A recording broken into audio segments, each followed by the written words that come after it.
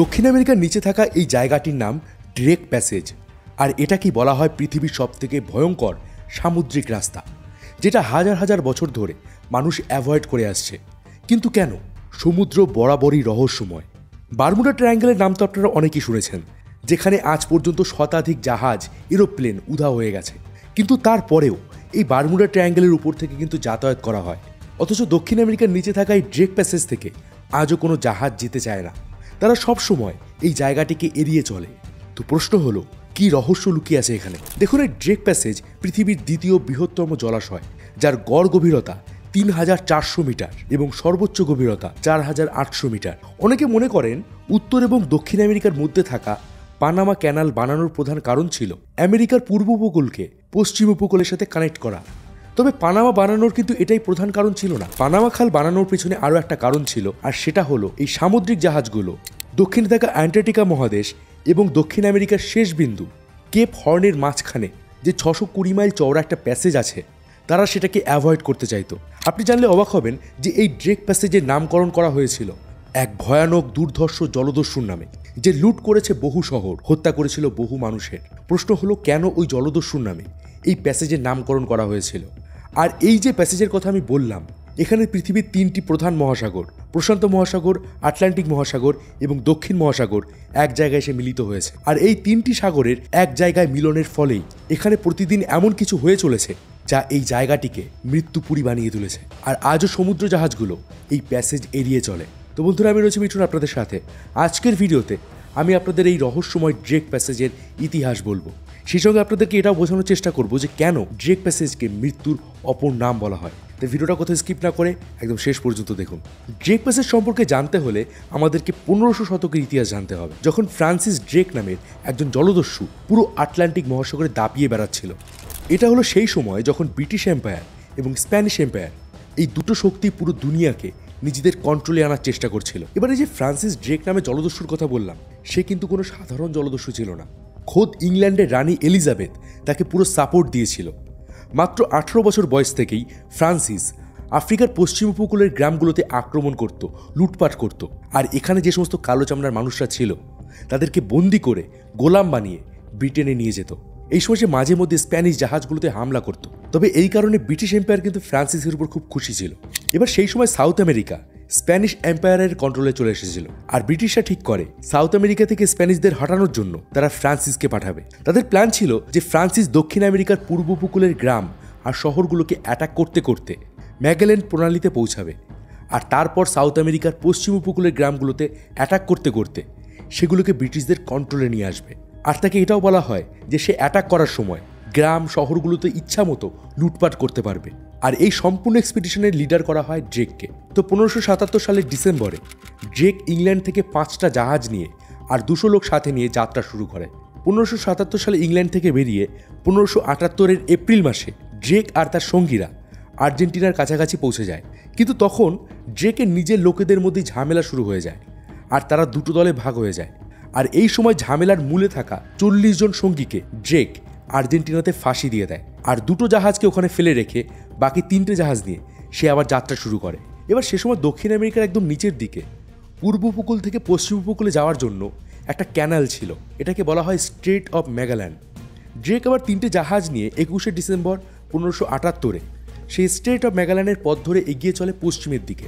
আর ১৬ দিন পর তারা এসে পড়ে প্রশান্ত মহাসাগরে। আর তখনই সেখানে ভারী বৃষ্টি শুরু হয়। ঝড় বৃষ্টির কবলে পড়ে ৩টে জাহাজ একে অপরের থেকে আলাদা হয়ে যায়। এই সময় একটা জাহাজের লোকজন ভাবে যে এই ঝড় বৃষ্টির মধ্যে পড়ে হয়তো ড্রেক মারা গেছে, আর এটা ভেবে সেই জাহাজটা ইংল্যান্ডে ফেরত চলে যায়। ২ নম্বর জাহাজটা সমুদ্রে ঘুরতে ঘুরতে এই ড্রেক প্যাসেজের মধ্যে এসে উধাও হয়ে যায়।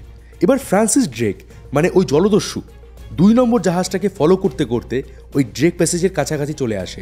কিন্তু সেখানে এসে সমুদ্রের ভয়ঙ্কর রূপ দেখে ড্রেক বুঝতে পারে যে এরপর আরও এগিয়ে যাওয়া মানে সোজা মৃত্যুর মুখোমুখি হওয়া। সে সময় কেউ জানতো না যে এই প্যাসেজ পার করে ওপারে কি আছে, কারণ তখনকার দিনে আজকের মতো এত মডার্ন ওয়ার্ল্ড ম্যাপ ছিল না।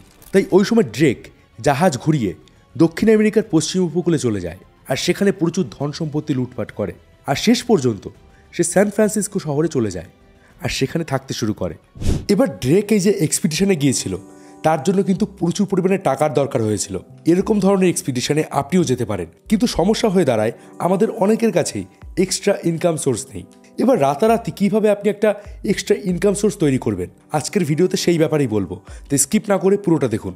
আমার এই ভিডিও ডেসক্রিপশানে বিনোমো ট্রেডিং অ্যাপের লিঙ্ক দেওয়া আছে, সেখান থেকে বিনোমো ডাউনলোড করে ওপেন করলে আপনি এই রকমের একটা ইন্টারফেস দেখতে পাবেন, যেখানে একটা গ্রাফ আছে যেটা কখনো উপরের দিকে যাচ্ছে বা কখনো নিচের দিকে যাচ্ছে। এখানে মার্কেট দেখে আপনাকে প্রেডিকশন করতে হবে যে গ্রাফটা উপরের দিকে যাবে নাকি নিচের দিকে, আর মার্কেট অনুযায়ী যদি আপনার প্রেডিকশন ঠিক হয় তাহলে আপনি আর্ন করতে পারবেন। এখন আমি ডেমো অ্যাকাউন্ট থেকে রিয়েল অ্যাকাউন্টে গেলাম এবং এখানে মনে হচ্ছে গ্রাফটা উপরের দিকে যাবে, তাই আমি 7,000 রুপি দিয়ে ওপরে ট্রেড নিলাম। এবার 15 সেকেন্ড অপেক্ষা করব। ওয়েট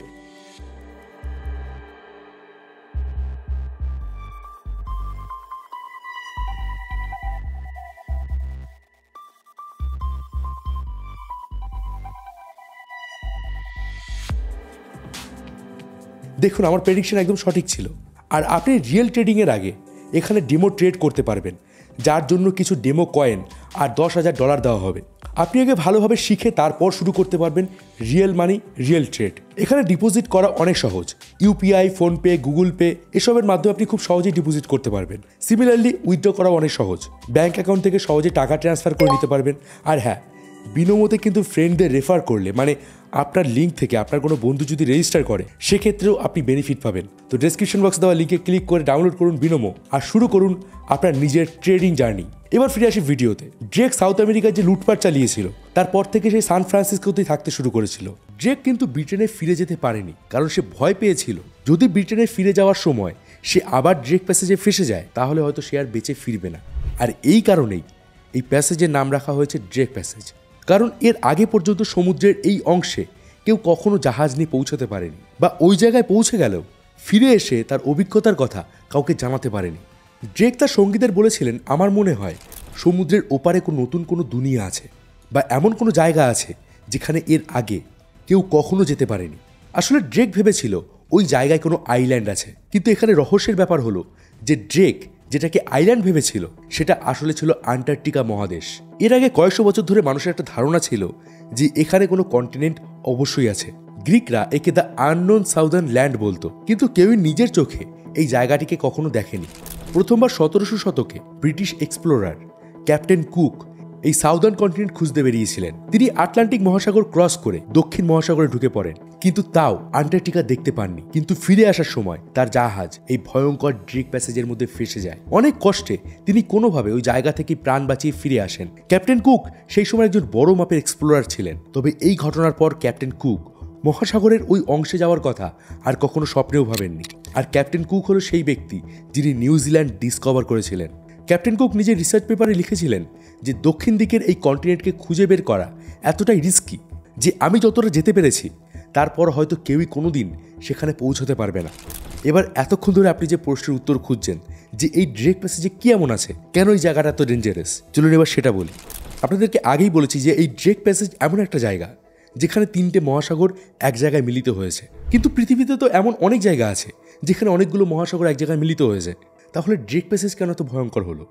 আসলে ড্রেক প্যাসেজ এমন একটা পয়েন্ট যেখানে অ্যান্টার্কটিকার ঠান্ডা জল আর আটলান্টিক মহাসাগর ও প্রশান্ত মহাসাগরে গরম জল এসে মিলিত হয়। আর এই ঠান্ডা এবং গরম জলের মিলনের জায়গায় জল 200 মিলিয়ন কিউবিক ইয়ার্ড পার সেকেন্ডে প্রবাহিত হয়। এই ফ্লো কতটা ভয়ঙ্কর তার একটা উদাহরণ দিয়ে আপনাদেরকে বোঝাই। আমরা সবাই জানি যে অ্যামাজন নদীর স্রোত পৃথিবীর সব থেকে পাওয়ারফুল স্রোত, আর ড্রেক প্যাসেজের ফ্লো অ্যামাজন নদীর ফ্লোর প্রায় 600 গুণ বেশি। জলের এই বিরাট ফ্লোর কারণে ড্রেক প্যাসেজে সমুদ্রের ঢেউ 60 থেকে 70 ফুট উপরে উঠে যায়, যা প্রায় 5 থেকে 6 তলা বিল্ডিং এর সমান, যেটা যে কোনো সামুদ্রিক জাহাজের জন্যই ভয়ঙ্কর। ঠান্ডা আর গরম জলের মিশ্রণের ফলে এই এরিয়াতে প্রচুর সাইক্লোনও হয়। আবার অনেক সময় অ্যান্টার্কটিকা থেকে আসা প্রচুর ঠান্ডা জলের কারণে এখানে টেম্পারেচার -5 ডিগ্রিতেও পৌঁছে যায়। এই বিপদের কথা মাথায় রেখেই 1700 শতকে ক্যাপ্টেন কুক পুরো পৃথিবীকে সাবধান করে দেন যে এই সাদা মহাদেশকে ডিসকভার করার কথা মাথা থেকে বের করে ফেলুন। কিন্তু মানুষের স্বাভাবিক ধর্মই হলো যেটা থেকে তাকে দূরে রাখার চেষ্টা করা হবে বা যেটা বারণ করা হবে সেটাই সে সবচেয়ে আগে করে বসে। আর এখানেও ঠিক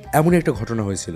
বিংশ শতক আসতে না আসতে চারিদিকে এক্সপ্লোরেশন আর ডিসকভারিজের নেশা চেপে যায়। আর এই সময় সব এক্সপ্লোরারদের নজর ছিল সাউথ পোলের দিকে। আর্নেস্ট শ্যাকলটন নামে একজন ব্রিটিশ এক্সপ্লোরার অ্যান্টার্কটিকার প্রথম মেরু আবিষ্কার করার সুযোগ পেয়েছিলেন, যখন তিনি রবার্ট ফ্যালকন স্কটের সাথে 1901 সালে আন্টার্কটিকা খুঁজতে গিয়েছিলেন। এরপর 1914 সালে আর্নেস্ট চ্যাকলটন আবারও আন্টার্কটিকার একটা নতুন অংশ এক্সপ্লোর করার জন্য চিন্তা ভাবনা করেন এবং 28 জন সঙ্গীকে নিয়ে তিনি বেরিয়ে পড়েন অজানাকে জানতে।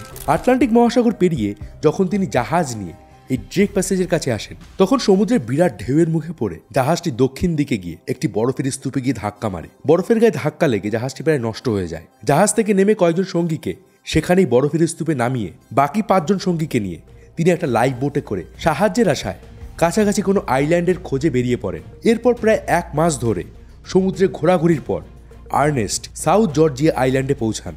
এই 1 মাস ধরে সমুদ্রে ঘুরে বেড়ানোর যে অভিজ্ঞতা তার হয়েছিল সেই সম্পর্কে তিনি লিখেছিলেন। তিনি বলেন, এটা আমার জীবনের সবচেয়ে খারাপ এবং ভয়ঙ্কর সমুদ্র ভ্রমণের অভিজ্ঞতা। আমার এই আইল্যান্ডে পৌঁছানো কোনো মিরাকেল থেকে কম নয়। আর তিনি এটাও লিখেন যে আমার মতে অ্যান্টার্কটিকা ডিসকভার করা মানুষের ইতিহাসে সবচেয়ে বিখ্যাত এবং ভয়ঙ্কর একটি ঘটনা। এরপর 3 মাস ধরে তিনি 3 বার অ্যাটেম্প্ট করে বাকি সঙ্গীদের সেই বরফের স্তূপ থেকে বাঁচিয়ে নিয়ে আসেন। তবে এই পুরো ঘটনাটা অবিশ্বাস্য ব্যাপার হলো এই যে এই পুরো জার্নিতে একজন মানুষও প্রাণ হারাননি। এরপর 2012 সালের এপ্রিল মাসে একজন ব্রাজিলিয়ান ব্যবসায়ী জোয়াও লারা নিজে একটি লাক্সারি জাহাজে 4 জন লোককে নিয়ে ডকুমেন্টারি ফিল্ম শুট করার জন্য ড্রেক প্যাসেজ ক্রস করছিলেন। কিন্তু হঠাৎই সেখানে প্রচণ্ড ঝড় বৃষ্টি হয়। প্রায় 100 ফুট উঁচু একটা ঢেউ তাদের জাহাজকে ছুঁড়ে ফেলে দেয় একটা বরফের স্তূপে। তবে তাদের ভাগ্য ভালো ছিল যে ওই বরফে ধাক্কা খেয়ে জাহাজ ভেঙে গেলেও জাহাজের রেডিওটা চালু ছিল আর তারা তাড়াতাড়ি চিলিকে রেস্কিউর আপিল করে। কিন্তু সেখানে আবহাওয়া এতটাই বিপজ্জনক ছিল যে চিলির রেস্কিউ টিমে সেখানে পৌঁছতে আরও 4 দিন লেগে যায়। তবে শেষমেশ অনেক সমস্যার পরেও সেই রেস্কিউ টিম তাদের বাঁচিয়ে ফিরিয়ে নিয়ে যায়। বিগত 10 বছরে এখানে এমন অনেক ঘটনা ঘটেছে, কিন্তু বর্তমানে অনেক উন্নত মানের জাহাজ তৈরি হওয়ায় বিপদ অনেকটা কম হয়। কিন্তু এখনও পর্যন্ত যে কোনো সামুদ্রিক জাহাজ এই জায়গাটা ক্রস করতে ভয় পায়। এই কারণে বেশিরভাগ জাহাজ ড্রেক প্যাসেজের বদলে স্ট্রেট অফ ম্যাগেলান থেকে যাওয়া সুরক্ষিত মনে করে। তবে স্ট্রেট অফ ম্যাগেলানের আবহাওয়াও খুব আনপ্রেডিক্টেবল। এখানে মাঝে মধ্যেই কখনো ঘন কুয়াশা চলে আসে, কখনো আবার বিশাল ঝোড়ো হাওয়া শুরু হয় আর আবহাওয়া খুব ঠান্ডা হয়ে যায়। তবে ড্রেক প্যাসেজের তুলনায় কিন্তু এই প্রণালী অনেকটাই বেশি সেফ। আর পানামা খাল কাটার আগে পর্যন্ত কমার্শিয়াল জাহাজগুলো এই রাস্তা দিয়েই দক্ষিণ পশ্চিম এবং উত্তর আমেরিকাতে যাতায়াত করত। কিন্তু পানামা খাল বানানোর পর থেকেই এই রাস্তা প্রায় বন্ধ হয়ে গেছে। কিন্তু আবার নতুন করে এই স্ট্রেট অফ ম্যাগেলান থেকে জাহাজের চলাচল বাড়তে চলেছে, কারণ পানামা খালে অতিরিক্ত জাহাজ চলাচলের কারণে বেশিরভাগ সময় জাহাজগুলোকে ট্রাফিকের কারণে অনেকক্ষণ আটকে থাকতে হয়। আর এই কারণের জন্য বেশ কিছু জাহাজ এখন পানামা খালের বদলে ড্রেক প্যাসেজ হয়ে যাত্রা শুরু করেছে। ড্রেক প্যাসেজ আমাদের পৃথিবীর নো গো এরিয়াগুলোর মধ্যে একটা, কিন্তু এই প্যাসেজ আবার পুরো পৃথিবীর জন্য খুব গুরুত্বপূর্ণ একটা জায়গা। কারণ অ্যান্টার্কটিকার বরফ যখন গলতে শুরু করে তখন অ্যান্টার্কটিকার ঠান্ডা জল এই প্যাসেজ হয়েই বাকি সাগর এবং মহাসাগরগুলোতে পৌঁছায়। আর এই ড্রেক প্যাসেজ পৃথিবীর কাছে একটা বড় এক্সাম্পল যে পৃথিবী যতই অ্যাডভান্স হয়ে যাক না কেন, প্রকৃতির সামনে আমরা এখনো ততটাই সাধারণ, ততটাই তুচ্ছ যতটা আমরা আজ থেকে 1000 বছর আগে ছিলাম। কেমন লাগলো ড্রেক প্যাসেজের ইতিহাস আমাকে অবশ্যই কমেন্ট বক্সে জানান। আচ্ছা, আপনাকে যদি সুযোগ দেওয়া হয় এই ড্রেক প্যাসেজে যাওয়ার, তাহলে কি আপনি যেতে চাইবেন? কমেন্ট করে আপনার মতামত অবশ্যই জানান। ভিডিওটি কেমন লাগলো সেটাও জানান। আর ভালো লাগলে অবশ্যই লাইক করে দিন। আপনারা অনেকেই লাইক করেন না, সাবস্ক্রাইব করেন না চ্যানেলকে, অবশ্যই সাবস্ক্রাইব করে দিন, লাইক করে দিন আর বন্ধুদের সঙ্গে শেয়ার করে দিন। দেখা হবে পরের ভিডিওতে। আমি ছিলাম মিঠুন আপনাদের সাথে।